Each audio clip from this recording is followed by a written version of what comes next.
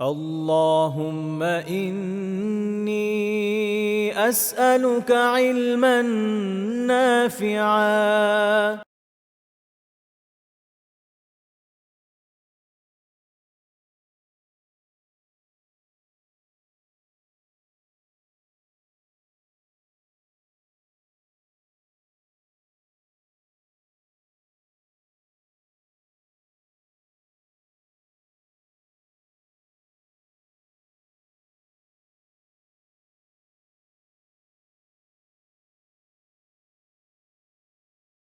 إن الحمد لله نحمده ونستعينه ونصلي على رسوله الكريم وعلى آله وصحبه أجمعين أما بعد আমরা প্রশ্নোত্তরের ক্ষেত্রে রাসূলুল্লাহ সাল্লাল্লাহু আলাইহি ওয়াসাল্লামের অনুসৃত নীতি এবং এক্ষেত্রে তার যে সুন্নাহ তা নিয়ে আলোচনা করছিলাম।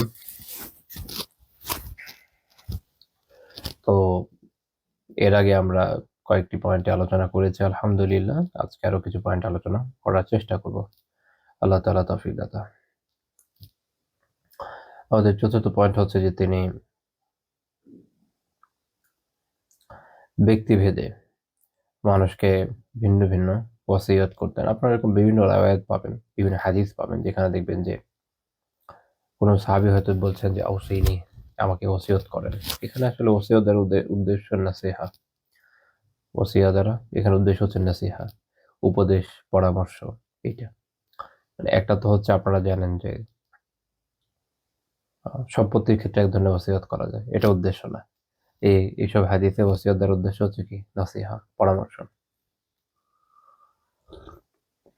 বা উপদেশ। তো এই হাদিসগুলো খুবই গুরুত্বপূর্ণ। একজন মানুষের কাছে আমরা যখন কোনো বিষয়ে পরামর্শ চাই, তখন এটা শরিয়ার মূলনীতি যে পরামর্শ যার কাছে চাওয়া হয় সে হচ্ছে আমানতদার, অর্থাৎ তাকে আমানত সঠিকভাবে আদায় করতে হয়। এটা হাদিস থেকে আমরা জানি, শরিয়তের নীতি এটা। তো নিঃসন্দেহে এই বিষয়ে রাসূলুল্লাহ সাল্লাল্লাহু আলাইহি ওয়াসাল্লাম সবচেয়ে অগ্রগামী ছিলেন। কাজেই তার কাছে যখন কোনো বিষয়ে নাসিহা চাওয়া হচ্ছে, পরামর্শ চাওয়া হচ্ছে, ওসিয়া চাওয়া হচ্ছে, তিনি অবশ্যই সবচেয়ে উত্তম পরামর্শই দিয়ে থাকবেন। এখানে আমাদেরও একটা শেখার বিষয় আছে, সেটা হলো আমাদের প্রেক্ষাপট হচ্ছে এরকম যে আমরা সবাই পরামর্শ দিতে ভালোবাসি। তো ওই বিষয়ে আমরা বুঝি আর না বুঝি। যে বিষয়ে পরামর্শ দিতে যাচ্ছি অথবা যে বিষয়ে কেউ পরামর্শ চাইছে ওটা আমরা বুঝি বা না বুঝি। আলহামদুলিল্লাহ, দুঃখিত। তো আমরা সকল বিষয়ে কি করি? পরামর্শ দিই।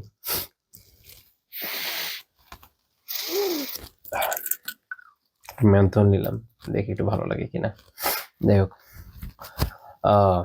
যেটা বলছিলাম সেটা হচ্ছে যে আমরা পরামর্শের ক্ষেত্রে এটা একটা গুরুত্বপূর্ণ বিষয় যে আমার ওই বিষয়ে কিছু জ্ঞান থাকা তো দরকার। একদম অজ্ঞ একটা মানুষ যে কোনো বিষয়ে কথা বলা উচিত না, শরিয়ায় এটা নিষেধ করে। কিন্তু আমাদের এখানে আপনি দেখবেন যে পৃথিবীর সব বিষয়ে আমরা পরামর্শ দিতে আগ্রহী। কেউ যদি কালকে এসে জিজ্ঞেস করে যে ভাই আমি তো রকেট সায়েন্টিস্ট, বাংলাদেশের জন্য রকেট ডিজাইন করছি, তো ফুয়েলে আমার এই সমস্যা হচ্ছে, এটা নিয়ে খুব পেরেশানিতে আছে। দেখা যাবে যে যাকে বলছে আহ সে মনের সুখে পরামর্শ দেওয়া শুরু করবে যে কিভাবে কি করলে এটা ঠিক মতো হয়ে যাবে। আর এখন তো আমাদের কাছে ব্রহ্মাস্ত্র আছে, সেটা নাম হলো চ্যাট জিপিটি।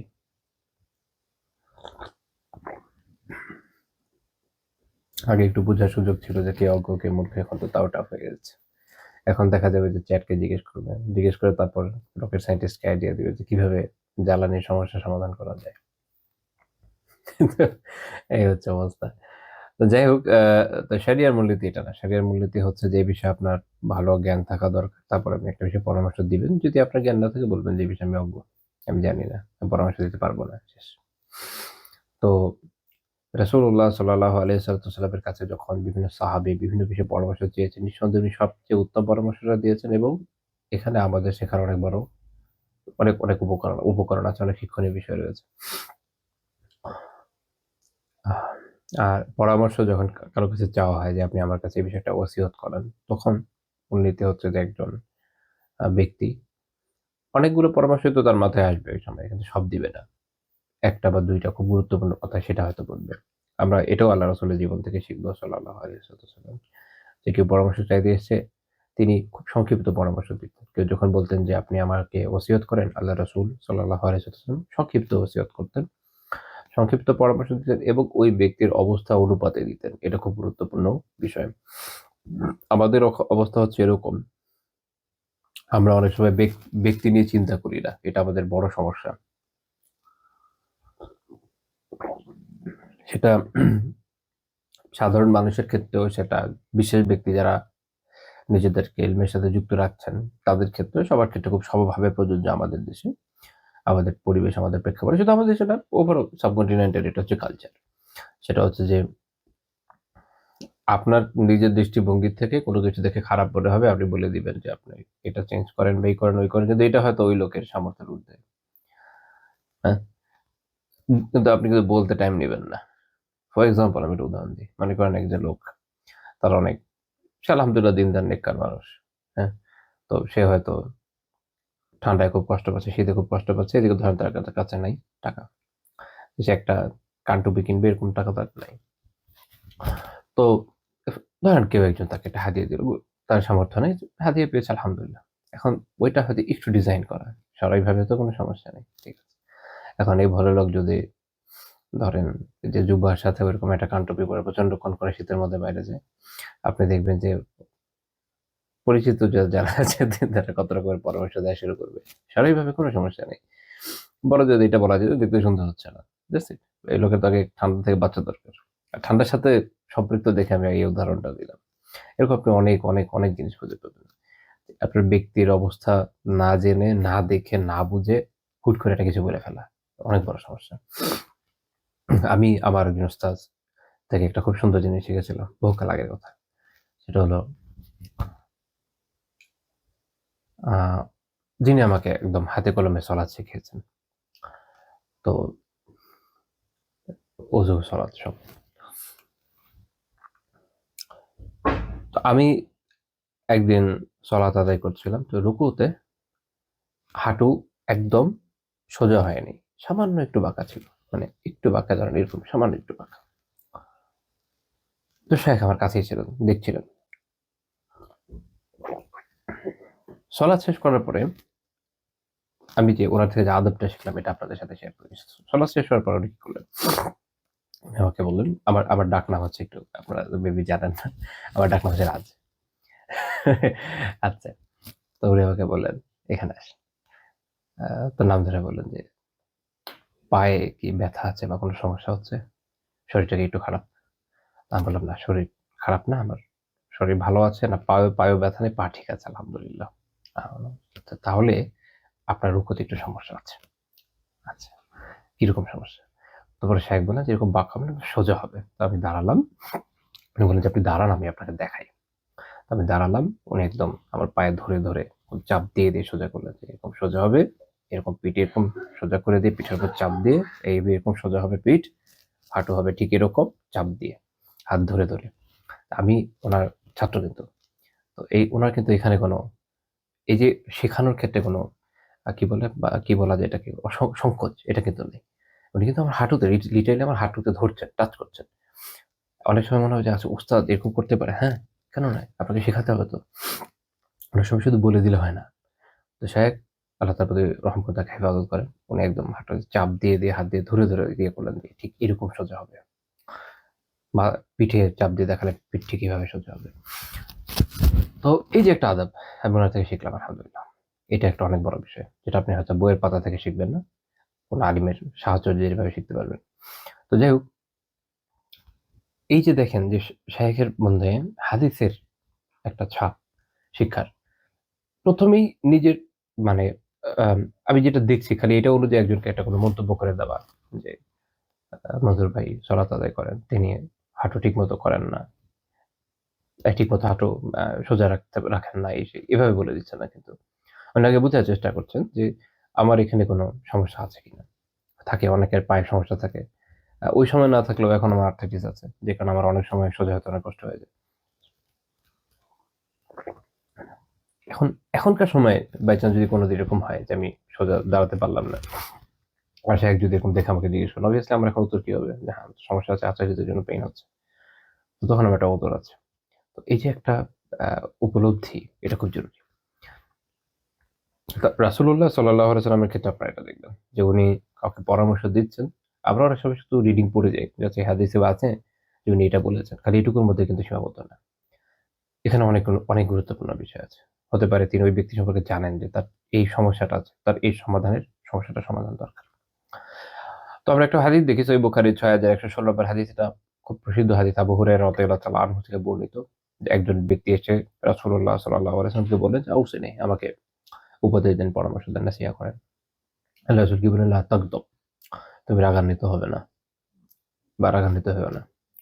তো ওই ব্যক্তি উনি বারবার একই প্রশ্ন পুনরাবৃত্তি করলেন। আল্লাহ রাসূল একই কথা বললেন, লা তাগদাব, রাগান্বিত হবে না। ইমাম ইবনে হুবায়রা রাহিমাহুল্লাহ তাআলা আল ইসহাহ আন মাআনি সিহাহ কিতাবে উনি বলছেন যে এটার কারণ হচ্ছে কি? উনি বলছেন হতে পারে এইটা যে আইয়াকুনা নাবিয়্যু সাল্লাল্লাহু আলাইহি ওয়াসাল্লাম আলিমা মিন হাযা আর-রাজুলি কাসরাতাল গাদাব। এর কারণ এটা হতে পারে যে নবী সাল্লাল্লাহু আলাইহি ওয়াসাল্লাম এই ব্যক্তি সম্পর্কে জানেন যে তার অনেক রাগ। হুম? ফাখাসসাহু বিহাযিহিল ওসিয়্যাহ, ফলে তিনি তাকে এই ওসিয়াত তার জন্য সিলেক্ট করেছেন খাসভাবে। এখানে তাহলে আমরা আরেকটা শিক্ষা পাচ্ছি। সেটা হচ্ছে দেখেন, অনেক সময় একজন ব্যক্তির এমন ত্রুটি থাকে যেটা সরাইভাবে এরকম না যেটা হারামের দিকে। কেউ পাপ করছে না প্রকাশ্যে। আলহামদুলিল্লাহ সব দিক দিয়ে ভালো। নেককার মানুষ, ভালো মানুষ। কিন্তু ধরেন তার হয়তো বেশি রাগের অভ্যাস আছে। যেকোনো জায়গায় এমন কোনো কথা বলে দেওয়ার অভ্যাস আছে। বা এমন কিছু যেটা সরাইভাবে অবৈধ না। হ্যাঁ? কিন্তু মানবীয় গুণ হিসাবে জিনিসটা ভালো না। মানবীয় বৈশিষ্ট্য হিসেবে বিষয়টা ভালো না, বরং ত্রুটি।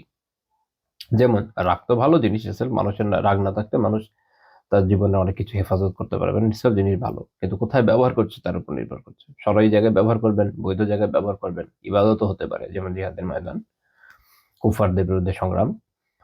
আম আবার এমন জায়গায় ব্যবহার করলেন যেটা অবৈধ, যেমন করে মুমিনের ক্ষতি করে দিলেন, তখন এটা হারাম জায়গায় চলে যাবে। তো একই জিনিসটা ইটসেলফ তো ভালো জিনিস। কিন্তু আপনি কোথায় ব্যবহার করছেন তার উপর অনেক কিছু নির্ভর করছে। তো আ এইরকম ক্ষেত্রে অনেক সময় আপনি একজন আলিমের সাথে হয়তো দীর্ঘ সময় সোহবতে আছেন। হতে পারে উনি কখনোই আপনাকে এটা নিয়ে কিছু বলবেন না। কারণ এটা এমন কোনো ব্যাপার না যেটা সরাইভাবে ইনকার করা যায়। কিন্তু আপনি যখন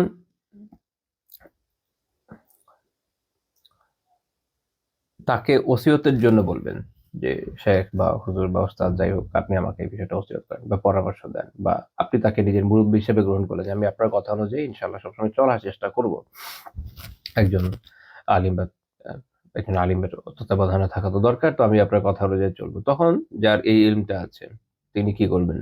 তিনি আগে হয়তো আপনাকে কখনোই কিছু বলেন নাই। দেখা যাবে তখন আপনাকে বলবেন যে আপনি এই বিষয়টাকে সংবরণ করেন। যেহেতু এখন আপনি আমার সাথে এরকম একটা রিলেশন এর মধ্যে এসছেন, তাহলে আমি এখন আপনাকে এই বিষয়ে ওসিয়ত করতে পারি। তো এটাও একটা শিক্ষার বিষয়। যে আমরা অনেক বিষয় অনেক ক্ষেত্রে অনেক বিষয় অনেককে হয়তো বলব না।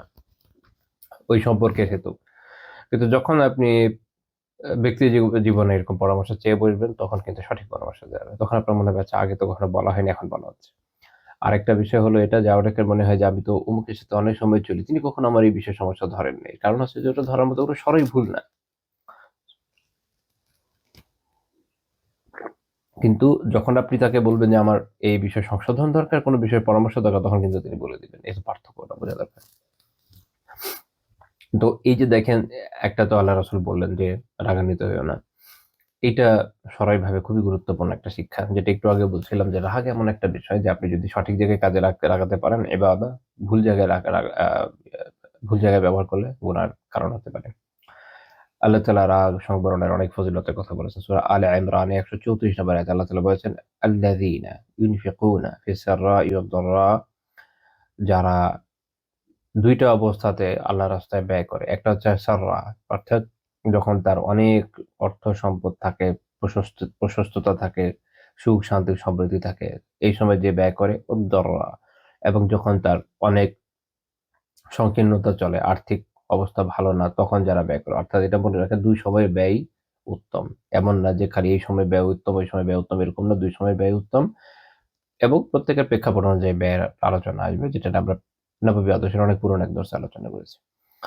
তারপর আল্লাহ বলছেন ওয়াল কাযিবিন আল গাইয, অর্থাৎ যারা সবরের মাধ্যমে তাদের নিজেদের রাগকে নিয়ন্ত্রণ করে।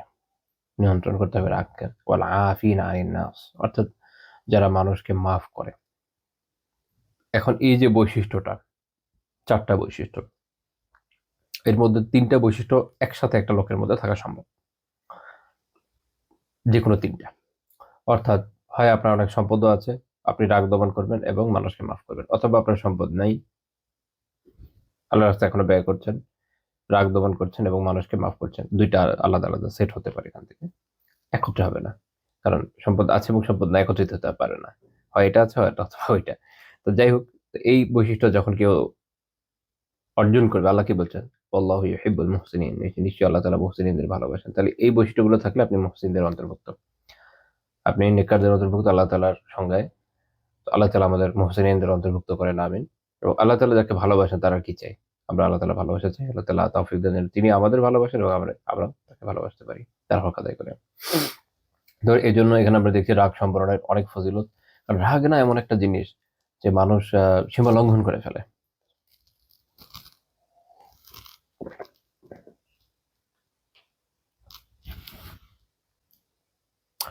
এই কারণে আগে এক সময় যারা তাজকিয়ার কাজ করতেন, সেসব আলিমদের কাছে যখন মানুষ তাজকিয়ার জন্য যেতেন, পরামর্শের জন্য যে কিভাবে নিজের সংশোধন করা যায়, তো ওনারা প্রথম সবক দিতেন হচ্ছে এটা, যে রাগান্বিত হওয়া যাবে না। কারণ হচ্ছে যে রাগ এমন একটা বিষয় যে আপনি যদি ছেড়ে রাখেন আপনি হতেই থাকবেন। তো প্রথম পরামর্শ দিতেন যে এই হাদিস অনুযায়ী যে রাগ করা যাবে না, রাগ না করে থাকতে থাকেন। যেখানে বৈধ ওই জায়গায় সরু সরু রাগ করার দরকার নেই, কোথাও রাগ করার দরকার নেই। রাগকে নিয়ন্ত্রণ করতে শিখতে হবে। যখন আপনি এইটাতে সক্ষম হয়ে যাবেন, যে এখন আপনি সবসময় রাগ কন্ট্রোল করতে পারেন, তখন আপনি তখন আপনি এই সুযোগ তখন আপনাকে এই সুযোগ দেওয়া যায় যে আপনি এখন নিজেকে খুলবেন কোন জায়গায়, যেখানে সরাইভাবে বৈধ ওই জায়গায়। অর্থাৎ আপনি আগে প্রথমে স্কুইজ করতে হবে এই বিষয়টা, একদমই চেপে যেতে হবে ব্যাপারটাকে, যে আমি রাগই করব না, যথাসম্ভব রাগকে দমন করব, একদমই রাগান্বিত হবো না। তারপরে যেখানে সরাইভাবে বৈধ, যখন এটা আপনার একবার অভ্যাস হয়ে যাবে যে আমি এখন একদমই রাগ করছি না, তখন আপনার পক্ষে এটা সম্ভব যে যখন আপনি এমন কোনো প্রেক্ষাপট সামনে দেখবেন যেখানে সরাইভাবে রাগ করা বৈধ, তখন আপনি ধীরে ধীরে রাগ করা শুরু করবেন। অর্থাৎ এটার ফল হচ্ছে কি, রাগ আপনার নিয়ন্ত্রণে চলে আসছে। এটা হলো ওই অবস্থান যখন আপনার পক্ষে সম্ভব হবে রাগকে নিয়ন্ত্রণ করে সঠিক জায়গায় ব্যবহার করা, না তো আপনি কিন্তু পারবেন না। এটা খুবই ক্রিটিক্যাল একটা বিষয়। আপনারা দেখবেন যে মানুষ অনেক ক্ষেত্রে দীর্ঘ সময় দিন চর্চা করছে, এমনকি যারা জ্ঞান চর্চা করছে, এই ধরনের মানুষের ক্ষেত্রেও কথাবার্তা, আচার-আচরণে তারা অনেক ক্ষেত্রে সীমা লঙ্ঘন করেন শুধু এই কারণে যে তারা উল্টাপাল্টা জায়গায় রাগ করে বসে থাকেন। যেকোনো জায়গায়, এমন জায়গায় হয়তো রাগ করে বসছেন যেখানে রাগ করা স্বাভাবিকভাবে বৈধ না, অহেতুক রাগ করছেন। কখনো কমিউনিকেশন গ্যাপের কারণে রাগ করছেন, কখনো ইগোর কারণে রাগ করছেন, বিভিন্ন কারণে রাগ করছেন। তো রাগ ইটসেলফ এই জিনিসটা এই জন্য খুব খারাপ। এবং যদি আপনি রাগকে দমন করতে পারেন, তাহলে আপনার অনেক অনেক বড় বড় ফজিলত রয়েছে। যেমন সুনান তিরমিজি 2493 নম্বর হাদিস, হাসান সনদে এসেছে যে রাসূলুল্লাহ সাল্লাল্লাহু আলাইহি ওয়াসাল্লাম বলেছেন, মান কাযামা গায়তা ওয়া হুয়া ইয়াকদিরু আলা আন ইউনাফফিযাহু দাআ আল্লাহু আলা রুউসিল খালাইক ইয়াওমাল কিয়ামাহ হাত্তা ইউখায়্যারাহু ফি আইয়িল হুর শাআ। যার রাগকে এক্সিকিউট করার সামর্থ্য আছে, সে রাগ অনুযায়ী কাজ করতে পারে। প্রচন্ড রাগ আসছে, এখন সেটাকে সে বাস্তবায়ন করতে পারবে। এমন লোক না যার রাগ বাস্তবায়ন করার কোনো সামর্থ্যই নাই, সে এরকমই দুর্বল, সে তো পারবেই না, তার কথা বাদ। যার সামর্থ্য আছে যে সে তার এই রাগটাকে সে বাস্তবায়ন করতে পারে, সে যদি তার রাগকে নিয়ন্ত্রণ করে, দমন করতে সক্ষম হয়, তাহলে কিয়ামতের দিন আল্লাহ তাআলা সকল সৃষ্টির সামনে তাকে আহ্বান করবেন, ডাকবেন এবং তাকে ইখতিয়ার দিবেন যে কোন হুর তোমার পছন্দ, তাকে নিয়ে নাও। এইটা এমন একটা বিশেষ ধরনের ফজিলত যেটা আর কোনো আমলের ক্ষেত্রে আছে বলে আমার জানা নেই। সুবহানাল্লাহিল আযীম ওয়া বিহামদিহি। তো এখানে আবার অনেকে মনে হতে পারে যেটা শুধু ভাইদের জন্য বা বোনদের জন্য না কেন। কিছু, কিছু বিষয় আছে যেগুলো পুরুষদের জন্য আলাদা, কিছু, কিছু বিষয় আছে যেটা মেয়েদের জন্য আলাদা। আর একজন পুরুষকে তো আর বলা যায় না যে তুমি যদি এটা করো কিয়ামতের দিন তাহলে তোমাকে এই অলংকার দেওয়া হবে। এটা তো পুরুষের বৈশিষ্ট্য না। তো পুরুষের চাহিদা আরকি। পুরুষের চাহিদা যেটা আল্লাহ তাআলা ওই অনুযায়ী দিয়েছেন। আর সাধারণত রাগান্বিত পুরুষরাই হয়। মেয়েরা রাগে, ওদের রাগ উঠেও তাড়াতাড়ি যায়ও তাড়াতাড়ি। পুরুষদের রাগ খুব ভয়ানক হয়। এখন আমাদের মধ্যে আ যাদের এখন তো হয়েছে কি পুরুষ জাতির মধ্যে মেয়েলি স্বভাব চলে আসে, এটা হলো দুঃখজনক বিষয়। বাট যুদ্ধ-টুদ্ধ পুরুষরাই করে এখনো স্টিল। যতই সমতার কথা বলুক না কেন। আপনারা দেখেন যে ইউক্রেন যুদ্ধ হচ্ছে পুরুষরাই করছে বেচারা। তো যুদ্ধ, বিগ্রহ, সংগ্রাম যাই বলেন না কেন বেসিক্যালি ছেলেদেরই করতে হয়। তো ওদের রাগকে দমন করা খুব জরুরি। মানে মূল উদ্দিষ্ট এইজন্য তারা। এখন কিন্তু এটার যে ফজিলত এটা মেয়েদের জন্য ব্যাপকই হবে। অর্থাৎ তারাও যদি আ রাগকে দমন করে, তারাও আনুপাতিকভাবে অন্য কোনো বেনিফিট পাবে। হয়তো আল্লাহ তাআলা উচ্চ মর্যাদা দিবেন, কিছু না কিছু দিবেন। কিন্তু স্পেসিফিকলি এখানে উদ্দিষ্ট হচ্ছে পুরুষরা। কারণ পুরুষদের স্বভাব হচ্ছে এটা। বেশি, বেশি রাগ করা। আচ্ছা। তারপরে আমরা এরপরে আরেকটা হাদিসে যাই। এটা সুনান তিরমিজি ৩৪৪৫ নম্বর হাদিস। আবু হুরায়রা রাদিয়াল্লাহু তাআলা আনহু বলছেন যে একজন ব্যক্তি এসে বললেন, ইয়া রাসূলুল্লাহ ইন্নী উরিদু আন উসাফিরা ফাআউসিনি। আমি সফর করতে চাই, তো আমাকে ওসিয়ত করেন। সফর আগেকার সময়ে অনেক কষ্টকর ছিল। ইভেন এখনো কষ্টকর। আমাদের সময় সাপেক্ষে অনেকে বলে যে এখন সহজ। সহজ এক হিসেবে যে আপনি যদি ১০০০ বছর আগের তুলনায় চিন্তা করেন তাহলে তো সোজাই। কিন্তু চাকা আবিষ্কার হওয়ার আগের সময়ের সাথে তুলনা করলে আল্লাহ রাসূলের যুগের তো আর তখন সোজাই বলতে হবে সাল্লাল্লাহু আলাইহি ওয়াসাল্লাম। তুলনা করতে হবে আনুপাতিক ক্ষেত্রে। আমাদের সময় সোজা কিন্তু আমরা মানুষও খুব দুর্বল। আমরা আসলে এখনকার দেখবেন যে এখনকার সফরে আমাদের ১২টা বেজে যায়। মানুষ আ যখন প্লেন সফর করে জেট ল্যাগ হয়। আরো বিভিন্ন ধরনের সমস্যা হয়। আমাদের দুর্বলতা এখন অন্যরকম।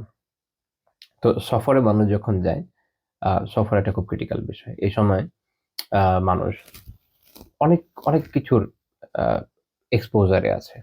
এ দেখবেন যে এক তো হচ্ছে যে শারীরিকভাবে অসুস্থতার বিষয় থাকে। বিভিন্ন ধরনের আ সমস্যায় মানুষ পড়তে পারে। এখনকার সময় দেখেন না স্ক্যাম এ পড়ে। বিভিন্ন fraudulence এর শিকার হয়। তারপর আ খাবারে হালাল হারাম বাছাই করা অনেক সময় কঠিন হয়ে যায়। এমন কোন জায়গা দিয়ে যাচ্ছেন, যেখানে হয়তো আপনি নজরে হেফাজত করতে পারবেন না। এক্ষেত্রে একদম খুব সুস্পষ্ট উদাহরণ হচ্ছে বিমানে যারা ক্রুরা থাকে মেয়েরা, তারা তো কি অবস্থায় থাকে আপনাদের জানা আছে। এবং এটা খুবই প্যাথেটিক যে আমাদের দেশ শুধু না সারা দুনিয়া থেকে মানুষ যখন হজে যাচ্ছে, ওমরায় যাচ্ছে, এরকম একটা দিনী সফর, শুরুতেই তাকে এইরকম ভয়ানক পর্যায়ের বিপর্যয়ের মধ্য দিয়ে যেতে হচ্ছে। আলিয়াযুবিল্লাহ। কিন্তু এটা আসলে খুবই দুঃখজনক। আমি জানি না আমাদের জীবদ্দশায় সেটা পরিবর্তন আমরা দেখা যাবো কিনা। আল্লাহর কাছে দোয়া করি যেন পরিবর্তন আসে। খুবই দুঃখজনক। তো দেখেন সফরের শুরুতেই এরকম কি ধরনের বিষয় থাকছে। তারপরে যে বললাম খাবারের ক্ষেত্রে হালাল হারাম মেইনটেন্যান্স আরো অনেক কিছু আছে। এইজন্য সফর একটা ক্রিটিক্যাল বিষয়। তো এইজন্য এই সাহাবীদের থেকেও আমাদের শেখা উচিত যে সফরের আগে নিজেদের ঈমান, আমলী অবস্থার উন্নয়ন দরকার। আর যে হাজারে বা বাসায় নিজের অবস্থানে থাকা অবস্থায় ঠিকমতো সালাত আদায় করে না, সে সফরে আদায় করবে। এটার কিন্তু সম্ভাবনা আরো কম, তাই না? এবং অনেকের মানুষের যে সমস্যাগুলো অনেক সময় সফরে বের হয়ে আসে। দেখবেন যে সে ঠিকমতো সালাত আদায় করে কি করে না দেখা যাবে সফরের সময় সে সালাত ঠিকমতো আদায় করছে না। কারণ বাসায় করে না। সফরে কোত্থেকে করবে? আমাকে একবার একজন এসে এই বিষয়ে জিজ্ঞেস করলেন যে তার পরে একটা গ্রুপ এসে জিজ্ঞেস করলেন যে তাদের একজন এরকম ওস্তাদ আছে তাদের সাথে সফর করতে গিয়ে তারা এই সমস্যায় পড়েছে যে উনার সলাতেরই। আমি বিস্তারিত যাচ্ছি না, অবস্থা ভালো না আরকি। আমি বললাম যে দেখেন সলাত হচ্ছে দ্বীনের স্তম্ভ। কারো যদি এটা সমস্যা থাকে আপনি তার থেকে আর দ্বীন কি শিখবেন? দূরেই থাকেন। সফরে মানুষের মুআমালাত, মানুষের যে মুআশারাত এটাও বোঝা যায়। মানুষ রাগান্বিত হয়ে যায়, ক্ষুব্ধ হয়ে যায়। এই সময় ঝগড়াঝাটি হয়, মারামারি হয়, কেউ কারো টাকা মেরে দেয়। So on. অনেক সমস্যা থাকে। তো আপনি আসলে না একজন মানুষের তাকওয়া কি পরিমাণ এটা বিচার করতে পারবেন এই সময়। আমি কোট করছি না। কারণ একটু ভুল হতে পারে। অনেক আগের পড়া একটা কথা। ওমর রাদিয়াল্লাহু তাআলা আনহুর কাছে একবার মানে আমি হুবহু প্যারাফ্রেজ না করে ভাবার্থ বলছি যে আমার রাদিয়াল্লাহু কাছে একবার একজন এসে একজনের ব্যাপারে বললেন যে ভালো। তো উনি জিজ্ঞেস করলেন যে, "তুমি কি তার সাথে সফর করেছো বা তার সাথে মুআমালাত করেছো?" অর্থাৎ এখানে ২ টা বিষয় বোঝার দরকার যে একজন মানুষ আসলেই ভালো কিনা, আসলে দিনদার কিনা, নেককার কিনা বোঝার উপায় হলো ২ টা। এক হলো তার সাথে সফর করা। সফর এমন একটা ব্যাপার যখন মানুষের ভিতরে থাকা সমস্যাগুলো বের হয়ে আসে। তার মধ্যে আদব আখলাক কেমন আছে, তাকওয়া কেমন আছে সব বের হয়ে আসবে। সে ওটা চেপে রাখতে পারবে না। আরেকটা হচ্ছে যে মুআমালা, লেনদেন। লেনদেন করতে গেলে তখনও দেখবেন যে বের হয়ে আসবে। আপনারা আমার থেকে আরো ভালো জানেন যেহেতু আমার লেনদেন অনেক কম করা হয়। কিন্তু যে আপনারা আমার থেকে অনেক বেশি করেন আপনারা জানেন। এই অভিজ্ঞতা আপনাদের সবারই আছে যে হয়তো বাহ্যিকভাবে মনে হবে অনেক দিনদার মানুষ কিন্তু লেনদেন করতে গেলে দেখা যায় যে সুবহানাল্লাহ অবস্থা ভালো না। হ্যাঁ? তো এটা হলো ক্রিটিক্যাল ইস্যু। এইজন্য এই ২ টা জায়গা খুব জরুরি। এই ২ টা দেখলে আপনি বুঝতে পারবেন এই ২ সময় যে সফরে কেমন, আরেকটা কি লেনদেনে কেমন। এই ২ টা দেখলে বুঝতে পারবেন যে এটা লোক আসলেই ভালো কিনা। তো এজন্য সফর খুবই ক্রিটিক্যাল। আ সফরে যাওয়ার আগে এজন্য নিজের আমল আখলাকের উন্নয়ন আগে থেকেই করতে হয়। আর এটাও এখান থেকে বোঝা গেল যে একটু যদি দীর্ঘ সফর হয় অবশ্যই ভালো যেকোনো আলিম থেকে কিছু পরামর্শ নিয়ে যাওয়া। ওই সফরের সাথে সম্পৃক্ত। যাই হোক তো ইনি এসে আল্লাহ রাসূলকে জিজ্ঞেস করলেন সাল্লাল্লাহু আলাইহি ওয়াসাল্লাম যে, "আমি তো সফরে যাচ্ছি আমাকে ওসিয়ত করেন।" আল্লাহ রাসূল কি ওসিয়ত করলেন? "আলাইকা বিত্তাকওয়াল্লাহ" এটা ১ম ওসিয়ত। যে তুমি আল্লাহর তাকওয়াকে আঁকড়ে ধরবে। তোমার জন্য আবশ্যক হচ্ছে কি আল্লাহ তাআলার তাকওয়া অবলম্বন করা। সুবহানাল্লাহ। এটা হচ্ছে খুব গুরুত্বপূর্ণ বিষয়। হুম? তাকওয়া। একটু আগে আমি যে কথাগুলো বললাম তার সারনির্দেশ হচ্ছে এইটা। যে তুমি তাকওয়া অবলম্বন করবা। পুরা সফরের গুরুত্বপূর্ণ বিষয়। যত ধরনের প্রলুব্ধকারী বিষয়, নফসানিয়তের বিষয়, খারাপ বিষয় চোখের সামনে আসুক না কেন, তুমি আল্লাহ তাআলার তাকওয়া অবলম্বন করবা। মানুষ যখন সফরে থাকে, তখন অনেক সময় তার পাংখা গজায়। কারণ আশেপাশে তো পরিচিত কেউ নাই। আমরা একটা কথা বলি যে মানুষ ভালো ২ রকম হয়। এক হচ্ছে অ্যাকচুয়ালি ভালো, আরেকজন হচ্ছে সুযোগের অভাবে ভালো। একজন হচ্ছে কি অ্যাকচুয়ালি ভালো, আরেকজন হচ্ছে সুযোগের অভাবে ভালো। সুযোগ পাচ্ছে না তাই খারাপ হতে পারছে না। কিন্তু যখনই সুযোগ পাওয়া যাবে, কোন না কোন ফর্মে সুযোগ হয়। সুযোগের অনেক ফর্ম আছে। হুম? এক হচ্ছে যে আচ্ছা আমি এগুলো ব্যাখ্যায় যাব না। যাই হোক সুযোগের অভাবে অনেক রকমের ভালো হয় মানুষ। তো যখন মানুষ সফরে যায়, তো সেখানে যেটা হয় অনেক ধরনের সুযোগ হয়তো তার সামনে আছে। সে হয়তো এমন কোন শহরে গেছে যেখানে আশেপাশে তাকে লোকজন চিনে না। সে চাইলে একটু ড্রেস আপটা চেঞ্জ করতে পারে। চাইলেই সলাৎ না গিয়ে মসজিদে না গিয়ে বাসায় বসে থাকতে পারে বা হোটেলে থাকতে পারে। চাইলেই আ অন্য যেকোনো হারামে লিপ্ত হয়ে যেতে পারে। অনেক মানুষ আছে যারা বাংলাদেশে আমরা এটা হরহামেশা দেখেছি। এটা তো আমার মনে হয় যে যেহেতু বাংলাদেশে এত মানুষ প্রবাসী, এটা এই ধরনের ঘটনার অভাব নাই। মানুষেরও জানার অভাব নাই যে দেশে থাকতে খুব ভালো, খুব নেককার দিনদার বা খুব পর্দানশীল। তারপর দেশের বাইরে গিয়ে একদম গেছে। এটা হচ্ছে সুযোগের অভাবে ভালো, হ্যাঁ? তো ঐরকম জায়গায় গেলেও তখন মনে হয় যে এখন তো সুযোগ। এখন আর কেউ বাধা দিবে না। তো তখন মানুষ ধ্বংস হয়ে যায়। এমনকি অনেক সময় মানুষকে আল্লাহ তাআলা ইলম দেওয়ার পরও এমন কোন জায়গা যেখানে আসলে এমন ধরনের প্রেশারে মানুষ পড়ে যায়, বিদেশ বিভূঁই হতে পারে, কুফারদের মাঝে হতে পারে যে সে বিভিন্ন গুনার আকর্ষণে পড়ে যায়। আমি একজন শাইখের আত্মজীবনী শুনছিলাম যে উনি নিজে বলছিলেন যে পুরো ইলমের সফর শেষ করে মাশাআল্লাহ উনি যখন বয়স অনেক কম ছিল এটা একটা ইস্যু, বয়সও একটা ফ্যাক্টর। তো উনি যখন আবার সেকুলার এডুকেশন শুরু করতে গিয়েছিলেন কোন এক দেশে, সেখানে উনি ১ম এ এই প্রলুব্ধ কারণ প্র প্র আ প্রলুব্ধ কি বলে এটাকে ভালো বাংলাটা মাথায় আসছে না। এর মাধ্যমে এই যে প্রবৃত্তির আকর্ষণের মাধ্যমে এক ধরনের পড়ে গেছেন। খুব খারাপ বিষয়ের মধ্যে পড়ে নাই, তুলনামূলক অনেক হালকা বিষয়। বাট ওইটাও একজন মুত্তাকির থেকে আশা করা যায় না। কিন্তু আলহামদুলিল্লাহ আল্লাহ তাআলার মেহেরবানি খুব শীঘ্রই উনি ওখান থেকে ওভারকাম করেছেন। এটা বোঝানোর জন্য বললাম। যখন মানুষ সফরে থাকে এই ধরনের বিভিন্ন বিষয় কিন্তু হয়। এজন্য সফরের ক্ষেত্রে জীবনের সব ক্ষেত্রে তো অবশ্যই সফরের ক্ষেত্রে সবার আগে কি দরকার? আলাইকা বিত্তাকওয়াল্লাহ যে তোমার দায়িত্ব হচ্ছে কর্তব্য হচ্ছে তুমি আঁকড়ে ধরবে কি? আল্লাহ তাআলা তাকওয়া আল্লাহকে ভয় করবে। আল্লাহ তাআলা সবসময় সাথে আছেন এটাও। আল্লাহ তাআলা যেসব দেখছেন জানছেন এটা মনে রাখতে হবে। ওয়াত-তাকবীর আলা কুল্লি শারাফ এবং প্রত্যেক শারাফ হচ্ছে উঁচু স্থান। মানে প্রত্যেক উঁচু স্থানে উঠলে তাকবীর বলবে, আল্লাহু আকবার বলবে। তো যখন ফালাম্মা আ আওয়াল্লা রাজুল সাহাবী বলছেন যে যখন এই ব্যক্তি ফেরত চলে যাচ্ছে তখন আল্লাহ রাসূল সাল্লাল্লাহু আলাইহি ওয়াসাল্লাম তার পিছন থেকে দোয়া করছেন। তার সামনেই দোয়া করেননি। আল্লাহুম্মা আল্লাহুম্মা তাওয়িলাহুল আরদ ওয়া হাওয়িন আলাইহি সাফার। যে আল্লাহ আপনি তার জন্য আ এটাকে কিভাবে বাংলা করা যায়? আপনি তার জন্য এই যে আরজ জমিন, আর কোনো কোনো বর্ণ আছে বোধ, যে দূরত্ব আছে, এটাকে আপনি নিকটবর্তী করে দেন, এটা তাকে নিকটবর্তী করে দেন এবং তার জন্য সফরকে সহজ করে দেন। জমিন, আচ্ছা আগে এটা বলি যে দেখেন, এখানে আমরা আরেকটা সুন্দর শিক্ষা পাচ্ছি, খুবই সুন্দর শিক্ষা। সেটা হচ্ছে যে যখন কোনো মুমিন ভাই আমার কাছে কোনো বিষয়ে পরামর্শের জন্য আসে, আমরা অনেক সময় কি করি, পরামর্শ দিয়ে ছেড়ে দিই, খালি এর মধ্যে থাকলে হবে না, এবং তার জন্য কল্যাণকামী হতে হবে। দিন নাসিহা, আমরা জানি দিন হচ্ছে কি কল্যাণকামিতার নাম। তো আমাদের কাজ হচ্ছে কি তার জন্য দোয়া করে, তাই না? দেখেন রাসূলুল্লাহ সাল্লাল্লাহু আলাইহি ওয়াসাল্লাম তার জন্য দোয়া করলেন, তার সামনে করলেন না কিন্তু, তিনি যখন চলে যাচ্ছেন তখন দোয়া করছেন। বলে আলী কারি রাহিমাহুল্লাহ বলছেন কেন?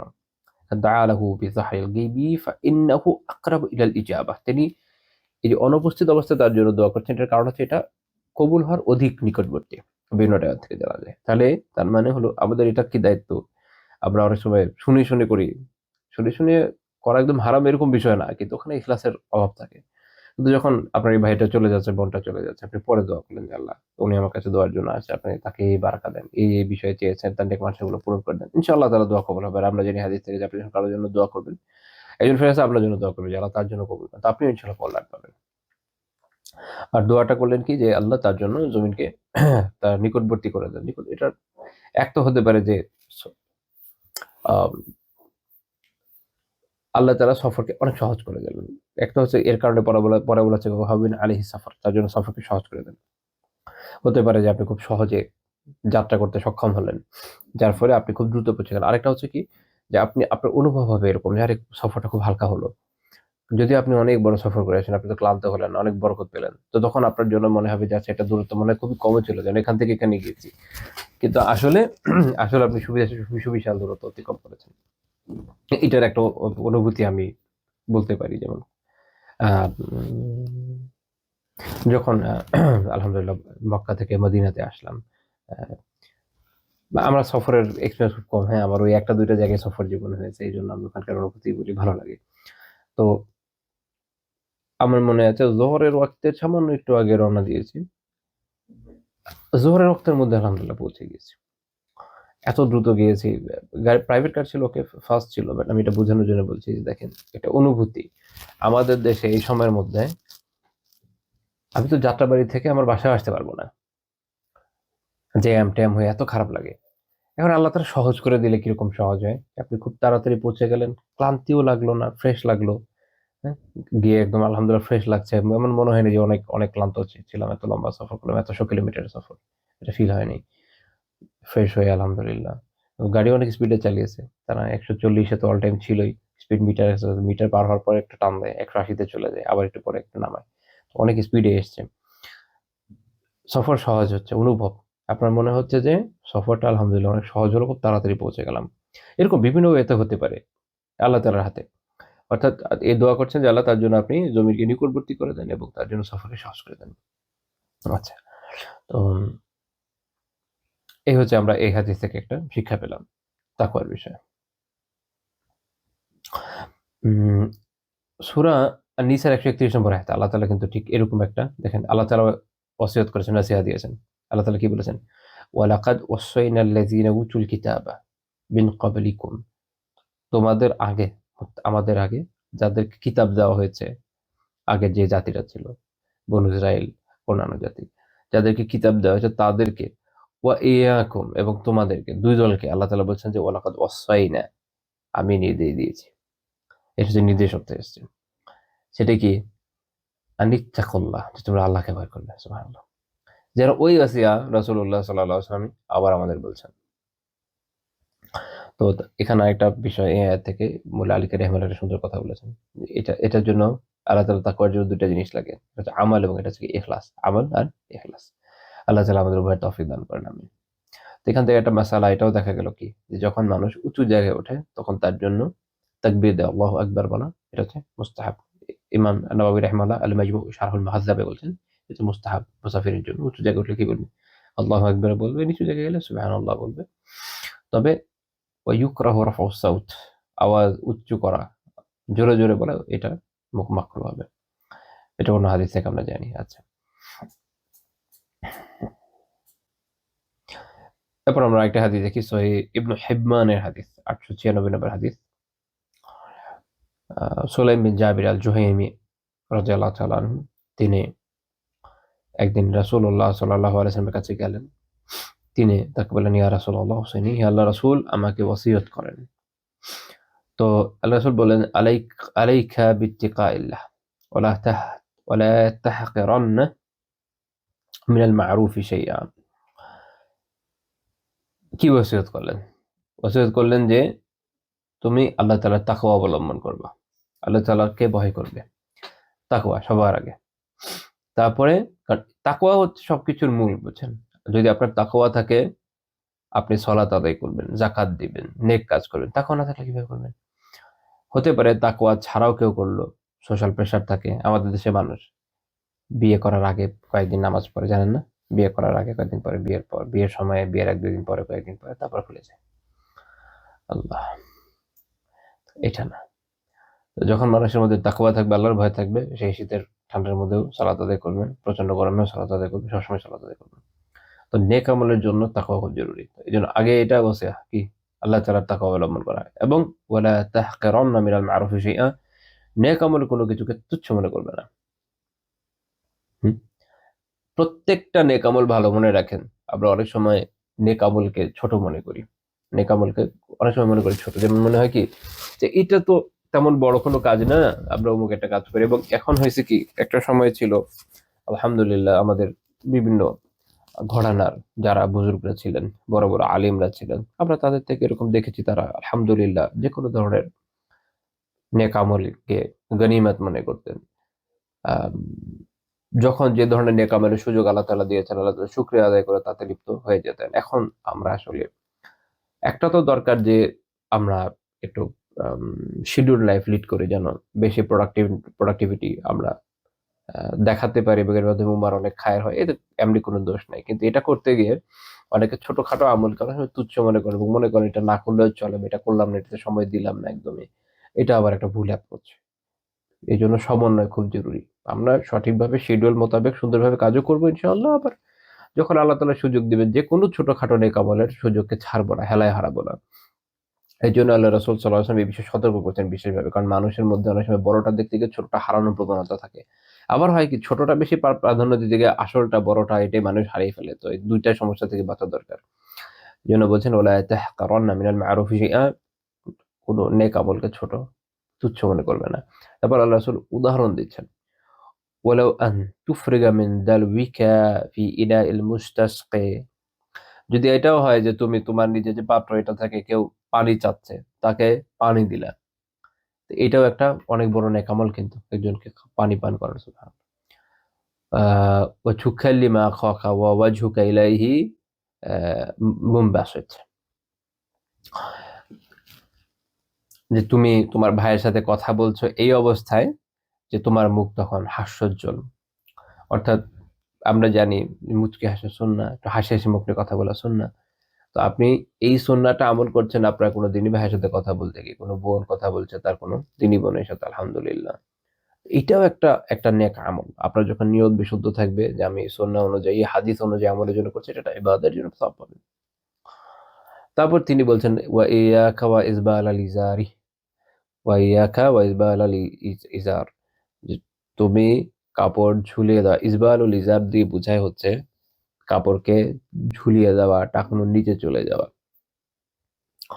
পুরুষের জন্য, মেয়েদের জন্য না। মেয়েদের তো এটাই করতে হয়। ছেলেদের জন্য বলা হচ্ছে, যেহেতু এটার জন্য সাহাবী, পুরুষ সাহাবীকে বলছেন, সুলাইম বিন জাবের রাদিয়াল্লাহু তাআলা আনহুকে, যে তুমি টাকনুর নিচে কাপড় দেওয়া থেকে বেঁচে থাকবে। ফাইন্নাহা মিনাল মাখিলা ওয়া লা ইউহিব্বুহা আল্লাহু তাআলা। এটা হচ্ছে মাখিলা। মাখিলা হচ্ছে এটা অহংকার। এখন কারো কারো একটা অবস্থান আছে, কারো না থাকতে পারে, অনেকের থাকতে পারে। সেটা হচ্ছে কি যে তারা এরকম কথা বলেন যে যখন বলা হয় যে টাকনুর নিচে কাপড় দিন না, তখন তাদের কথা যে আমি তো অহংকারের সাথে করছি না। দেখেন এই হাদিস আমাদেরকে একটা কথা বলে দিচ্ছে যে ফাইন্নাহা মিনাল মাখিলা, নিচে দেওয়াটাই মাখিলা, নিচে দেওয়াটাই অহংকার। এটা হাদিসই আমাদের বলে দিচ্ছে। ওয়ালা ইউহিব্বুহা আল্লাহু তাআলা, এবং আল্লাহ তাআলা তা ভালোবাসেন না। রাসূলুল্লাহ সাল্লাল্লাহু আলাইহি ওয়াসাল্লাম যখন ব্যাখ্যা করে দিচ্ছেন, তো আমাদের জন্য এটা মেনে নেওয়াই সর্বোত্তম। কারণ শরিয়তের ক্ষেত্রে তার কথাই শেষ কথা। তো আমাদের করণীয় হলো না ঝোলানো, বিশেষ করে ওজন না থাকলে। ওজন থাকতে পারে, অনেক সময় অনেক ধরনের ওজন থাকে মানুষের, সেটা অন্য কথা। কিন্তু স্বাভাবিক অবস্থায় অবশ্যই কি করতে হবে, টাকনোর উপরেই কাপড় রাখতে হবে। وإن امرؤ عيرك بشيء يعلمه فيك فلا تعيره بشيء تعلمه فيه। তারপর অসাধারণ একটা কথা বলেছেন যে যদি কোনো ব্যক্তি তোমার দোষ ত্রুটি বর্ণনা করে, তোমার ব্যাপারে নিন্দা করে, তোমার এমন কোনো ব্যাপারে যেটা ইয়ালামুহু ফিহি, কিন্তু আপনার মধ্যে আছে বলে সে জানে। এখন প্রত্যেক মানুষের দোষ থাকে, আমার দোষ আছে, আপনার দোষ আছে, প্রত্যেকের দোষ আছে। এখন কেউ হলো কি যে আমার দোষ ত্রুটি নিয়ে আলোচনা শুরু করলো, ফেসবুকে পোস্ট দিল, অমুককে বললো, ইনবক্সে গিয়ে গিয়ে বললো, ভিডিও বানালো, করতে পারে না, করতেই পারে, বা যে কোনো জায়গায় মানুষকে বললো। আল্লাহ রাসূল কি বলছেন, ফালা তুআইয়িরহু বিশাইইন তা'লামুহু ফিহি। তুমি যদি তার মধ্যে এখন এরকম কিছু তার ব্যাপারে জেনে থাকো, তাহলে তুমি তার ব্যাপারে এরকম নিন্দা করে বেড়াবে না, দোষ ত্রুটি বর্ণনা করে বেড়াবে না। এই হচ্ছে উত্তম আখলাকের শিক্ষা ইসলামের, যে আমার ব্যাপারে যখন কেউ বলছে সে তো গুনাহ করছে। এখন এটা তো জুলুমের প্রতিরোধ করতে গিয়ে কখনো কখনো এই সুযোগ থাকে যে যতটুকু জুলুম করেছে আমি ততটুকু ফেরত দিই, কিন্তু আল্লাহ রাসূল এটা না করছেন এই জায়গায় সাল্লাল্লাহু আলাইহি ওয়াসাল্লাম। যদি তোমার কেউ নিন্দা করে তুমি করো না, যে তুমি তো জানো যে তার এই ত্রুটি আছে, তুমি বলো না, তুমি চেপে যাও। এবং আসলে আমি অনেক খায়ের আছে, আমি এটা ব্যক্তি জীবনে দেখেছি আলহামদুলিল্লাহ। তো যে আমার নিন্দা করছে, আমার গীবাত করছে, আমার ত্রুটি বর্ণনা করছে মানুষের কাছে, এটা দ্বারা সে তো আসলে যেটা করছে এটা সরাসরি গুনার কাজ করছে, তো সে তার গুনাহ দ্বারা আক্রান্ত হোক। আমার তো কিছু এতে ওইভাবে ক্ষতি নেই এক হিসাবে। হ্যাঁ, আমার হয়তো কিছুটা ক্যারেক্টার অ্যাসাসিনেশন হচ্ছে, বাট আল্লাহ তাআলা যদি আমাকে উঁচু করতে চান, সারা দুনিয়ার সবাই আমার ব্যাপারে নেগেটিভ বললেও আমাকে কি নিচু করতে পারবে? পারবে না। আল্লাহ তাআলা যদি আমাকে নিচু করতে চান, সবাই মিলে প্রশংসা গীত গাইলেও কি আমাকে উঁচু করতে পারবে? পারবে না। কিন্তু মাঝখান থেকে আমরা যদি এই সুন্নাহর উপর আমলটা করি, আল্লাহ তাআলার মেহেরবানিতে আমরা যেন সওয়াব পাবো। এবং আল্লাহ তাআলা আমাদের পক্ষে যথেষ্ট হয়ে যাবেন। এটা হচ্ছে গুরুত্বপূর্ণ বিষয়। এবং আল্লাহ রাসূল এটা আমাদের শিখিয়ে গেলেন। এজন্য তারপর তিনি বললেন, "দা'হু ইয়াকুন ওয়াবালুহু আলাইহি ওয়া আজরুহু লাকা।" যে তারে ছেড়ে দাও তার অবস্থায়, এটার যে গুনাহ এটা তার উপর যাবে। আর এর প্রতিদান তোমার জন্য। সুবহানাল্লাহ। চমৎকার না? আলহামদুলিল্লাহ। আশা করি এই হাদিস থেকে আমরা আমাদের জীবনের অনেক সুন্দর, সুন্দর কিছু শিক্ষা পেয়ে যাব, এবং আমাদের অনেক ধরনের করণীয় ভুল যেগুলো আমরা অনেক ধরনের ভুল যেগুলো আমরা করেছি সেটা থেকে আমরা আশা করি যে এখন ফেরত আসতে পারবো। আমরা বুঝতে পারবো যে এটা আমাদের ভুল হয়ে গেছে। বরং আমরা এই সুন্নাহর উপর আমল করব ইনশাআল্লাহ তাআলা। আল্লাহ তাআলা আমাদের জন্য যথেষ্ট হবেন। তারপর আল্লাহ রাসূল বললেন, "ওয়ালা তাসুব্বান্না শাইআ", কোন কিছুকে গালি দিও না। কোন কিছুকে গালি দিও না। কোন মুসলিম কেউ না, ফাসিক কেউ না, ফাজির কেউ না, কাফের কেউ না, বেদাতি কেউ না। তাই না? কোন বস্তুকে না, কিচ্ছু না। কারণ এখানে বলেছে শাইআ, কোন কিছুকে না। এটা এত ব্যাপক শব্দ যে এটার মাধ্যমে সবকিছু অন্তর্ভুক্ত হয়। এইজন্য সাহাবী বলছেন যে মা ফাবা সাবাবতু বা'দাহু দাব্বাতা ওয়ালা ইনসানা। এরপরে এই হাদিস আল্লাহ রাসূল থেকে সাল্লাল্লাহু আলাইহি ওয়াসাল্লাম শোনার পর থেকে আমি না কোনো প্রাণীকে গালি দিয়েছি, না কোনো মানুষকে গালি দিয়েছি। সুবহানাল্লাহ। হুম। আমি এর আগেও আ একাধিক দর্শে এই বিষয়ে বলেছি যে এখন এমন একটা বাজে সময়ের আ সময় তো এসে বাজে হয় না? মানে সিচুয়েশনটা এমন বাজে যার মধ্যে দিয়ে আমরা যাচ্ছি যে মানুষ যারা নিজেদেরকে দিনদার মনে করছে, তারা বিভিন্ন স্থলতে বিভিন্ন হারামে লিপ্ত হয়ে আছে। তার মধ্যে একটা হচ্ছে গালিগালাজ করা। কারণ আল্লাহ তাআলা জানেন যে কোত্থেকে এরা এটাকে কুলনেস মনে করেছে। মানে এই ধরনের শয়তানি কুলনেস তো আমাদের দরকার নেই। তারা আ অনলাইনে হরহামেশা যেটা দেখছি যে মানুষ গালিগালাজ করছে এবং গালিগালাজের পক্ষে দূরবর্তী বিভিন্ন যুক্তিতর্ক উত্থাপন করে। কোনো লাভ নাই। এই গালিগালাজ হারাম হওয়ার বিষয়ে হাদিস যেগুলো আছে এত সুস্পষ্ট সরেহ, এটা নিয়ে কোনো কনফিউশন এর জায়গা নেই। উম্মার আ আলিমদের প্রাচীনকাল থেকে ফতোয়া আছে, সাহাবীদের কর্মপন্থা আছে, যথেষ্ট। কোনো নাদের বা বিরল কোনো রাওয়ায়াত নিয়ে এসে এটাকে কি করার সুযোগ নাই? এটাকে ভ্যালিডেট করার সুযোগ নেই। এটা মাথায় রাখতে হবে। এবং সাহাবীদের জীবন থেকে আমরা এই শিক্ষাটা নিই, এই সাহাবীর জীবন থেকে, এই হাদিস থেকে, যে আমরা কোনো কিছুকে ইনশাআল্লাহ তাআলা গালি দিব না। আল্লাহ তাআলা তৌফিক দেন, আমিও না দিই, আপনারাও না দেন। আল্লাহ তাআলা আমাদেরকে কবিরা গুনাহ থেকে হেফাজত করুন। গালি দেওয়া একটা কবিরা গুনাহ। এটা আমরা কবিরা গুনাহ আলোচনা করেছি, যদি খেয়াল আছে। তো যেটা বলেছিলাম আমরা সহিহ ইবনে হিব্বানের 896 নম্বর হাদিস, শেখ আলবানী রাহিমাহুল্লাহ তার সিলসিলা সহিহাতে সহিহ আল গায়রি বলেছেন 1352 নম্বর হাদিস। এখানে একটা ফায়দা, সেটা হচ্ছে যে ইবনে হিব্বান রাহিমাহুল্লাহ তাআলা যদিও ওনার কিতাব সহিহ হিসেবে সংকলন করেছেন, উনি এবং ইবনে খুজাইমা রাহিমাহুল্লাহ তাআলা, এনাদের মধ্যে উস্তাদ শাগির্দের সম্পর্ক, যাই হোক। তো উনাদের উভয়ের যে হাদিস সহিহ হওয়ার যে মানদণ্ড, এটার সাথে জুমহুর আলিমদের ইখতিলাফ আছে। ওনার এমন কিছু বিষয়ে এমন কিছু ত্রুটি আছে যেগুলোকে ত্রুটি হিসেবে একসেপ্ট করেন না, যেটা অন্যান্য আলেমরা করেছেন। ইবনে হিব্বান রাহিমাহুল্লাহ তাআলা যেন ওনার কিতাবে যে সহিহ উনি সংকলন করেছেন, এটা ওনার দৃষ্টিতে তো সহিহ, এটা ওনার দৃষ্টিতে তো সহিহ, কিন্তু জুমহুর আলেমের মানদণ্ডে এমন কিছু ত্রুটি আছে যেগুলোকে তারা ত্রুটি হিসাবে মনে করেন। ইবনে হিব্বান রাহিমাহুল্লাহ এটাকে ত্রুটি মনে করেন না। তো এই জন্য উনি এখানে আছে। অনেকে মনে করে যে উনি কি তাহলে ভুল করেছেন, ভুল করেননি। উনি সংঘাতি মত পার্থক্য করেছেন যে এই জায়গা এইটাকে আমি ত্রুটি মনে করি না। তো যেহেতু মনে করেন না, তাই সহিহ হিসাবে উনি উল্লেখ করে দেন। অন্যদিকে জুমহুর আলেম এটাকে ত্রুটি মনে করেন। এটা হাদিসের ইবারতের ক্ষেত্রেও একটা পয়েন্ট আছে, আর একটা পয়েন্ট রাবিদের ক্ষেত্রেও কিছু পয়েন্ট আছে। মানে এগুলো খুব বিস্তারিত আলোচনার বিষয়, ওইদিকে আমরা যাচ্ছি না। মূল কথা হচ্ছে এটা। তো এই জন্য উনি যদিও সহিহ হিসেবে উল্লেখ করেন, এটা জুমহুর আলিমদের যে স্ট্যান্ডার্ড সে অনুযায়ী অনেক সময় উচ্চায় না। এই কারণে দেখবেন যে ওনার সহিহ বলার পরও অন্যান্য আলিম যারা যারা জুমহুর আলিমের যে অবস্থান অনুযায়ী কাজ করেছেন, তাদের কারো তাহকিক উল্লেখ করে দেওয়ার চেষ্টা করি, যাতে ওকে ক্লিয়ার থাকে বিষয়টা। না ওনাদের কাছে এটা ঠিক আছে, সহি আছে। শেখ আলবানী রাহিমাহুল্লাহ এটাকে সহি বলেছেন, সহি লিগাই বলেছেন। আচ্ছা, এরপর আমরা আরেকটা পয়েন্টে যাবো ইনশাআল্লাহ তাআলা। 5 নম্বর পয়েন্ট, যে তিনি প্রশ্নকারীর জন্য সর্বোত্তম সমাধান বলে দিতেন, কখনো কারণও বলে দিতেন। সবসময় কারণ বলা জরুরি না, কিন্তু সমাধান, যেমন কেউ একটা প্রশ্ন করলে এই প্রশ্নটা এটার উত্তরের থেকেও জরুরি হচ্ছে যে এটার জন্য তার আরো ভালো একটা সমাধান প্রাপ্য, এটা তার কিন্তু বলা দরকার। আমরা এরকম একটা হাদিস দেখবো, সনদ তিরমিজি 1650 নম্বর হাদিস, 1650। আবু হুরায়রা রাদিয়াল্লাহু তাআলা বর্ণনা করেন যে একজন সাহাবী, তিনি এক পাহাড়ি উপত্যকা দিয়ে যাচ্ছিলেন। ওখানে একটা মিঠা পানির ছোট ঝর্ণা ছিল। ওয়াইনা, ছোট ঝর্ণা, তাসগীরে আসছে। তো ওখানে এই নির্মল স্বচ্ছ পানির ঝর্ণার পানির স্বাদ, সৌন্দর্য কত অসাধারণ লাগে, তাই না? তো দেখে তার খুব ভালো লাগলো। তার মনে হলো যে আমি যদি অন্যদেরকে রেখে এই এই জায়গাটাতে এ অবস্থান করি, কেমন হয়? তবে উনার এটাও মনে হলো যে এটা আসলে আল্লাহ রাসূলকে জিজ্ঞেস করা দরকার। এজন্য নিজে মনে বললেন যে ওয়ালান আফআলা হাত্তা আস্তাআতিনা রাসূলুল্লাহি সাল্লাল্লাহু আলাইহি ওয়াসাল্লাম। রাসূলুল্লাহ সাল্লাল্লাহু আলাইহি ওয়াসাল্লাম থেকে অনুমতি নেওয়ার আগে আমি এটা করব না। এখান থেকে আমাদেরও একটা শিক্ষণীয় বিষয় আছে যে যেকোনো সিদ্ধান্ত নেওয়ার আগে অবশ্যই কোন আলিমের সাথে পরামর্শ করা উচিত, যাকে আপনি নিজের মুরব্বি হিসেবে অ্যাকসেপ্ট করেছেন বা তাকে অনুসরণ করেন। মাসালা হলে তো অবশ্যই। তো যখন আল্লাহ রাসূলকে এটা জিজ্ঞেস করলেন, আল্লাহ রাসূল কি বললেন? লা তাফআল, এটা করো না। فإن مقام أحدكم في سبيل الله أفضل من صلاته في بيته 70 عاما। এটা তুমি কিছুতেই করো না। এটা তুমি করো না, লা তাফআল فإن مقام أحدكم, তোমার ফি সাবিলিল্লাহি, তোমাদের আল্লাহর রাস্তায় তোমাদের কারো অবস্থান, আফদালু মিন সলাতিহি ফি বাইতিহি 70 আমা, তার বাড়িতে 70 বছর ধরে সালাত আদায়ের থেকেও উত্তম। অর্থাৎ আল্লাহ তাআলার রাস্তায় যখন আপনি কিছু সময় ব্যয় করবেন, এই সময় আপনার এত সওয়াব হবে যে 70 বছর লাগাতার বাসায় বসে বসে নফল সালাত আদায় করলে এত সওয়াব হবে না। এখানে ফি সাবিলিল্লাহ মানে যে জিহাদের কথা আছে, হ্যাঁ?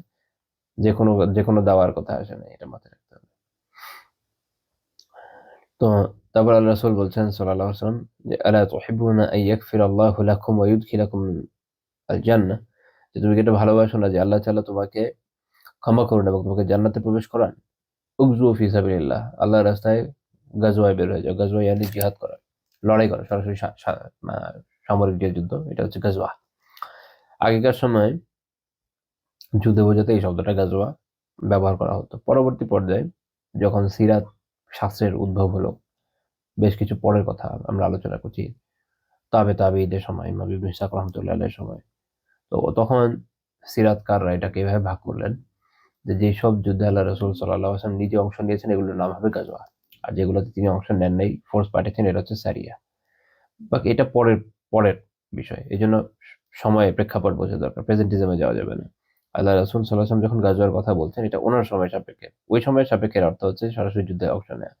যে উগজু ফি সাবিলিল্লাহ, তুমি যুদ্ধে, আল্লাহর রাস্তায় যুদ্ধে বের হও।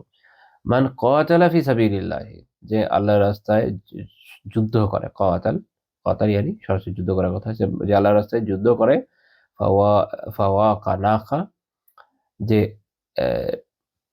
কতক্ষণ যুদ্ধ করে? 2 বার উষ্ট্রের দোহন, উষ্ট্রের যে ওলান, একবার 2 বার বের করলো দুধ।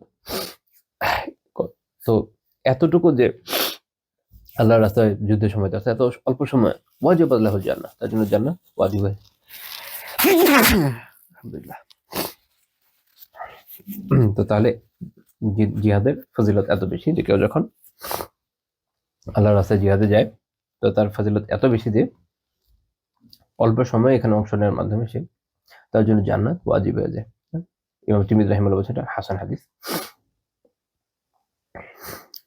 তো দেখেন যে রাসূলুল্লাহ সাল্লাল্লাহু আলাইহি ওয়াসাল্লাম তাকে কি বললেন, তার জন্য আরো উত্তম একটা কাজ দেখিয়ে দিলেন, এটার থেকে এটা বেশি উত্তম হবে। কারণ হচ্ছে ওই সময় জিহাদ চলছে, ওই সময় জিহাদ চলমান। তো উনি যদি ওইরকম একটা সুন্দর জায়গা থেকে ইবাদত করেন এমনিতে ভালোই মনে হয়, বাট সেটা হচ্ছে নফল। একটা দুইটা ব্যাখ্যা আমরা দেখতে পাই। একটা হচ্ছে যে এটা হচ্ছে নফল, তার থেকে উত্তম হচ্ছে যে এখন সরাসরি শত্রুর সাথে যে জিহাদ করা হচ্ছে, এটা যেহেতু ওই সময় আল্লাহ রাসূলের নির্দেশনা একের পর এক ফরজ বের হচ্ছে, এই সময় ফরজ হিসাবে বের হচ্ছে। কারণ জিহাদ যে সকল কারণে ফরজ আইন হয় তার মধ্যে একটা হচ্ছে খলিফা হোক বা আমিরুল মুমিনিন তিনি যখন নির্দেশনা জারি করেন যখন বের হতে হবে, নাফির আওয়াম যদি হয় সবাইকে বের হতে বলেন তাহলে সবার জন্য, আর যদি স্পেসিফিক কোনো গ্রুপকে বের হতে বলেন তার জন্য, তো তখন তার জন্য এটা ওয়াজিব। এই সাহাবী যেহেতু তিনি অলরেডি ফোর্সে আছেন, তো তখন তার জন্য এটা ত্যাগ করার সুযোগ নেই। এটা একটা ব্যাখ্যা। আরেকটা হচ্ছে এটা যে যদি নফলের ক্ষেত্রে হয়, নফল বনাম নফল, অর্থাৎ জিহাদটা এই মুহূর্তে ফরজে আইন নাই, হয়তো রাসূলুল্লাহ সাল্লাল্লাহু আলাইহি ওয়াসাল্লাম সুযোগ দিচ্ছেন যে যে যেতে চায় তারা যাবে, যেমন বদরের যুদ্ধে সবাইকে ডাকেন নাই, এরকম অনেক সময় এই সুযোগটা হয়েছে। কিন্তু তাবুকের যুদ্ধে যেমন কারো ছাড় ছিল না, ওইটা এক নাফির আমের ঘটনা, সবাইকে আসতে হবে। তো যখন এই সুযোগ ছিল যে না সবার আসা জরুরি না, তখন সবার জন্য আর ফরজ না, তখন হচ্ছে ফরজে কিফায়া, একদল আদায় করলে হয়ে যাচ্ছে।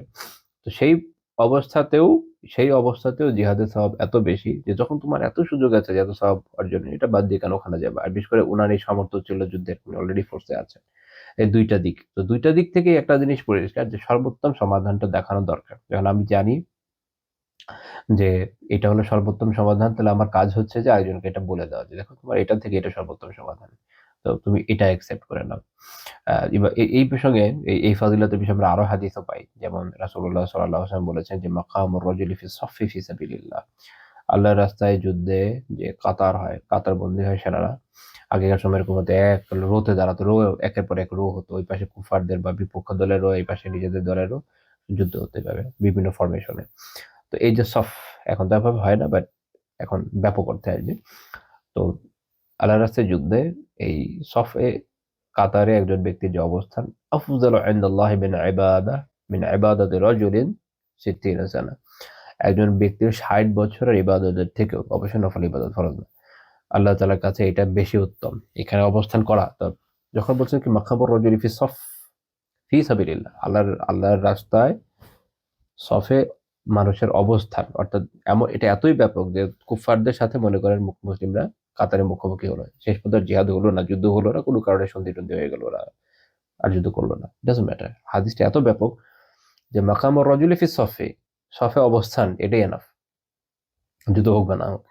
এটাই আল্লাহ তাআলার কাছে একজন উবাদের ইবাদতকারীর ৬০ বছর ইবাদতের থেকে উত্তম আল্লাহ তাআলার কাছে, সুবহানাল্লাহ। ইমাম হাকিম রাহিমাহুল্লাহ তাআলা মুস্তাদরাকে উল্লেখ করেছেন ২৩৮৩ নম্বর হাদিস। ইমাম হাকিম রাহিমাহুল্লাহ তাআলা বলেছেন যেটা হচ্ছে ইমাম বুখারী রাহিমাহুল্লাহ তাআলা শর্ত অনুযায়ী সহিহ, ইমাম যাহাবী রাহিমাহুল্লাহ তাআলা অনুরূপ মন্তব্য করেছেন। আচ্ছা, এই প্রসঙ্গে আমরা আরেকটা রেওয়ায়াত ইনশাআল্লাহ তাআলা দেখি। এই ধরনের যে উত্তম সমাধান দেখানো, যেমন সহিহ বুখারীর ১১১৫ নম্বর হাদিস, ইমরান বিন হুসাইন রাদিয়াল্লাহু তাআলা আনহু বর্ণনা করছেন যে তিনি বসে বসে সালাত আদায় করার ব্যাপারে আল্লাহ রাসূলকে জিজ্ঞেস করলেন, বসে বসে। তো রাসূলুল্লাহ সাল্লাল্লাহু আলাইহি ওয়াসাল্লাম বললেন কি, ইন সাল্লা কাইমা ফাহুয়া আফদাল, যদি ব্যক্তি দাঁড়িয়ে সালাত আদায় করে তাহলে এটা সর্বোত্তম, দাঁড়িয়ে করলেন সর্বোত্তম। ওমান সাল্লা কাইদান ফালাহু নিসফু আজরিল কাইমি, আর যে বসে সালাত আদায় করবে সে দাঁড়িয়ে সালাত আদায়ের অর্ধেক সওয়াব পাবে, দাঁড়িয়ের অর্ধেক। ওমান সাল্লা নাইমা ফালাহু নিসফু আজরিল কাইদি, আর যে শুয়ে সালাত আদায় করবে সে বসে সালাত আদায়কারীর অর্ধেক সওয়াব পাবে, অর্থাৎ দাঁড়ানোর তুলনায় অর্ধেক, তারও অর্ধেক, অনেক অল্প, তাই না? আচ্ছা, এখন আমরা দেখলাম যে আল্লাহ রাসূল সাল্লাল্লাহু আলাইহি ওয়াসাল্লাম কিন্তু জানিয়ে দিয়েছেন যে দাঁড়িয়ে পড়াটাই সর্বোত্তম। এখানে কিছু টেকনিক্যাল ইস্যু আছে বিধায় এটা একটু ব্যাখ্যা দরকার। তো যখন জিজ্ঞেস করলেন যে একজন ব্যক্তির সলাতের বিষয়ে, বসে সলাতের বিষয়ে, তখন এর দ্বারা কোন সলাত উদ্দেশ্য, ফরজ না নফল? এটা হচ্ছে নফল। যার দাঁড়িয়ে পড়ার সামর্থ্য আছে তার ব্যাপারে জিজ্ঞেস করা হচ্ছে।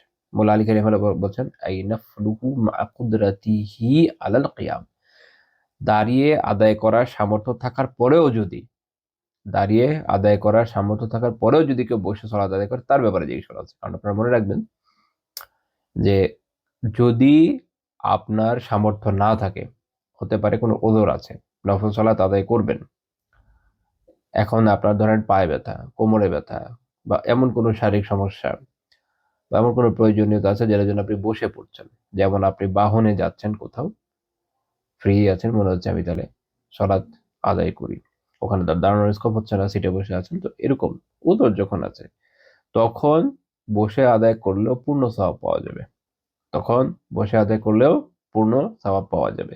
কিন্তু যদি আপনার কোনো ওযর না থাকে, আপনি একদম পরিপূর্ণরূপে দাঁড়িয়ে আদায় করতে পারবেন, শারীরিকভাবে আপনি ফিট, এই ব্যাপার সম্পর্কে এই হাদিসে প্রশ্ন করা হচ্ছে যে তার কি হবে, তার সওয়াব কতটুকু।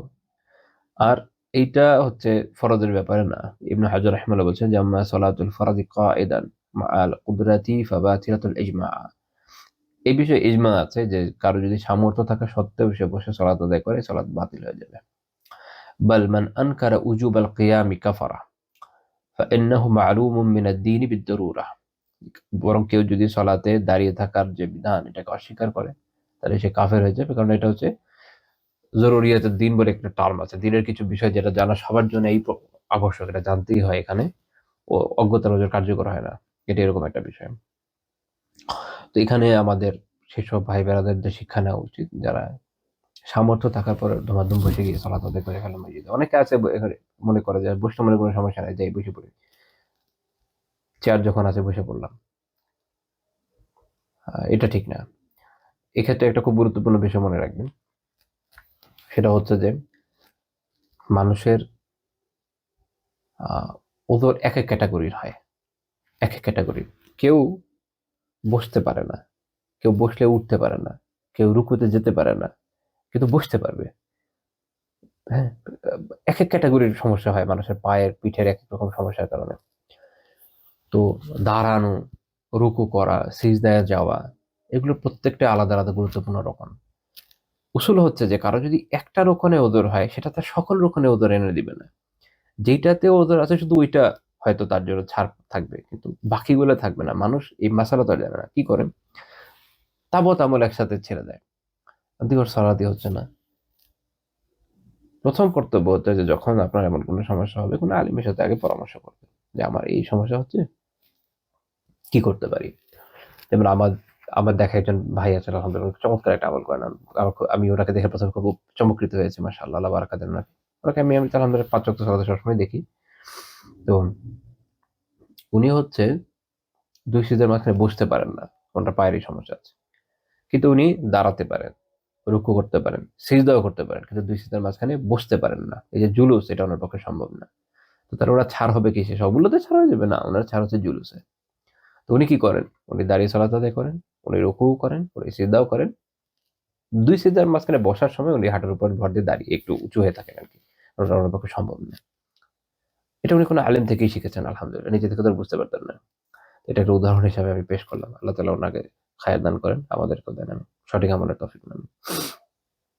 আচ্ছা, এই হাদিস থেকে আরেকটা পয়েন্ট কারো একটু কনফিউশন আসতে পারে যারা অনেক সময় ব্যাখ্যা ছাড়া পড়তে যান। সেটা হচ্ছে যে শুয়ে যে পড়ার কথা আছে, শুয়ে পড়াটা হলো অসুস্থতার জন্য, ওযরের জন্য, ওযর ছাড়া না। ইমাম ইবনে আব্দুল বার রাহমাতুল্লাহি আলাইহি বলেছেন যে ওয়া জুমহুর আহলিল ইলমি লা ইউজাউযুনা আন-নাফিলা মুত্তাজিআ।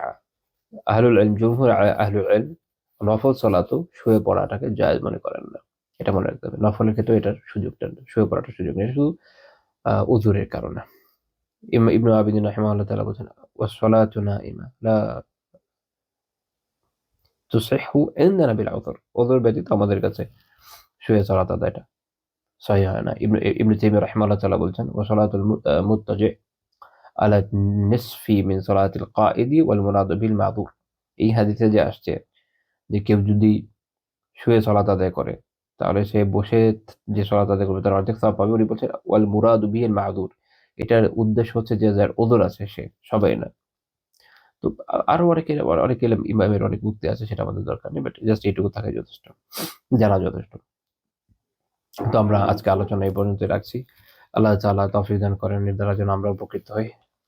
আল্লাহ তাআলা এই ইলম আপনার আমাদের সবার জন্য কল্যাণকর উপকারী করেন। আল্লাহ তাআলা আমাদেরকে জানার এবং মানার আমলের তৌফিক দেন। আল্লাহ তাআলা আমাদেরকে ইখলাস দান করেন।